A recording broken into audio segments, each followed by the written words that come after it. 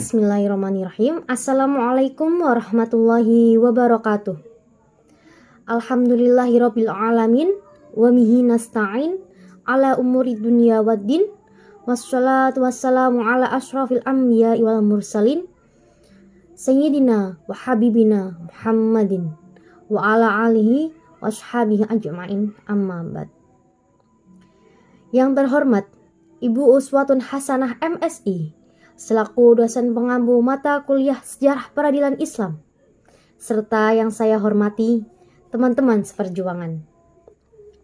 Sebelumnya, perkenalkan nama saya Sekar Ayu Maulidiningsih, NIM 1120032 dari kelas HKIA. Tujuan pembuatan video ini yaitu sebagai media presentasi tugas saya yang berjudul Peradilan Islam Pasca Kemerdekaan Indonesia, yang isinya akan memfokuskan kepada yaitu poin pertama mengenai unifikasi kelembagaan peradilan Islam, dan yang poin kedua mengenai interdependensi dan kesejajaran peradilan agama Islam dalam lingkup pasca kemerdekaan Indonesia. Baik, langsung saja setelah ini saya akan memaparkan materi saya dalam PPT yang akan jelaskan sebentar lagi. Peradilan Islam Pasca Kemerdekaan Indonesia. Latar belakang masalah. Peradilan agama telah tumbuh dan melembaga di bumi Nusantara sejak agama Islam dianut oleh penduduk yang berada di Nusantara berabad-abad sebelum kehadiran penjajah. Keberadaan peradilan agama pada waktu itu belum mempunyai landasan hukum secara formal.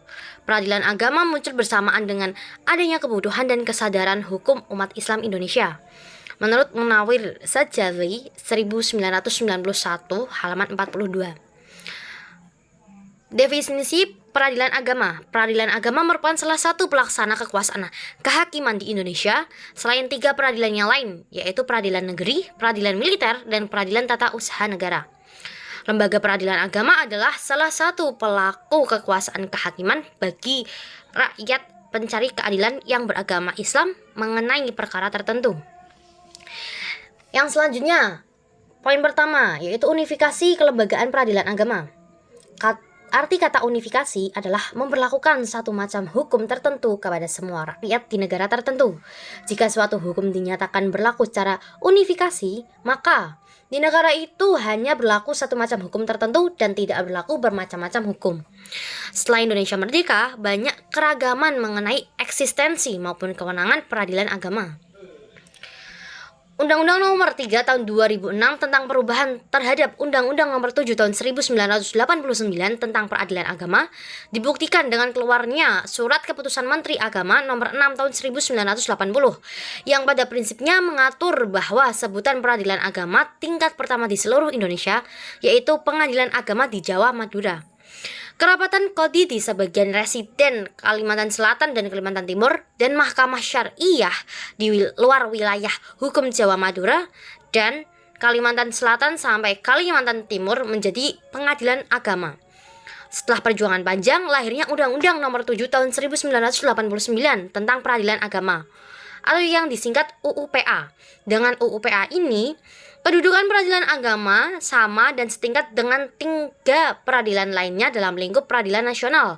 Tetapi wewenangnya hanya memeriksa, memutuskan, dan menyelesaikan perkara-perkara umat Islam dalam bidang perkawinan, kewarisan, dan perwakafan. Dengan kedudukan dan wewenang peradilan agama seperti yang telah dijelaskan, peradilan agama dapat dikatakan sebagai salah satu institusi penegak hukum di Indonesia. Pasca lahirnya UU-PA, Departemen Agama mulai melakukan peningkatan sarana dan prasarana pengadilan agama. Pembinaan terhadap aparat pengadilan agama mulai agak terarah. Undang-Undang Peradilan Agama telah melengkapi susunan organisasi pengadilan agama dengan alat-alat kelengkapan sebagaimana layaknya dimiliki oleh penyelenggara kekuasaan kehakiman. Poin yang selanjutnya mengenai interdependensi dan kesejajaran peradilan agama. Undang-Undang Nomor 7 Tahun 1989 tentang Peradilan Agama mengatur tentang susunan, kekuasaan dan acara pengadilan dalam lingkungan peradilan agama. Tetapi yang sangat mendasar adalah dicabutkan berbagai aturan yang selama ini mengganjal, baik mengenai pembatasan jangkauan dan penerapan hukum Islam bagi umat Islam di pengadilan agama. Kelengkapan susunan peradilan. Dari segi susunan, pengadilan agama tidak berbeda dengan susunan pengadilan negeri yang terdiri atas pimpinan, yaitu ketua dan wakil ketua, hakim anggota, penitra, sekretaris, dan jurusita. Lingkungan peradilan agama meliputi peradilan agama yang berkedudukan di ibu kota provinsi sebagai pengadilan tingkat banding.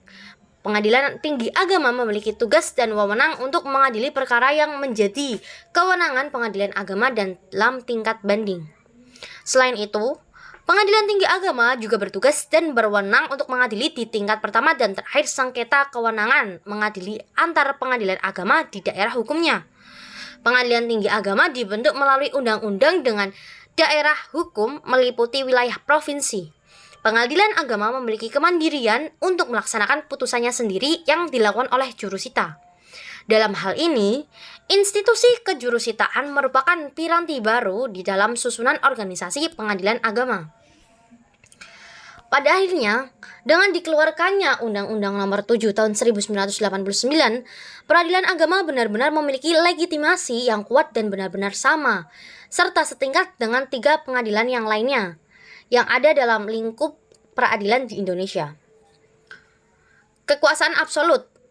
Kekuatan lain yang terdapat di dalam Undang-Undang Nomor 7 Tahun 1989 adalah segi kekuasaan peradilan agama, yakni kekuasaan dari kewenangan menerima, memeriksa, mengadili, memutus, dan menyelesaikan perkara-perkara di antara orang-orang yang beragama Islam dalam bidang perkawinan, kewarisan, wasiat, hibah, serta dalam bidang zakat, infak, wakaf, dan sedekah. Hukum acara peradilan. Hukum acara yang secara khusus berlaku bagi pengadilan dalam lingkungan peradilan agama yang terdapat dalam pasal 54 sampai dengan pasal 91 Undang-Undang Nomor 7 Tahun 1989 dengan adanya ketentuan hukum yang dijadikan rujukan dalam beracara. Posisi peradilan agama itu semakin lengkap dengan lahirnya Inpres Nomor 1 Tahun 1991 tentang Permasyarakatan Kompilasi Hukum Islam atau yang disingkat KHI yang berlaku sebagai hukum material bagi pengadilan dalam lingkungan peradilan agama. Sekian, terima kasih. Sekian presentasi dari saya, kurang lebihnya mohon maaf. Semoga bermanfaat. Billahi taufiq wal hidayah. Wassalamualaikum warahmatullahi wabarakatuh.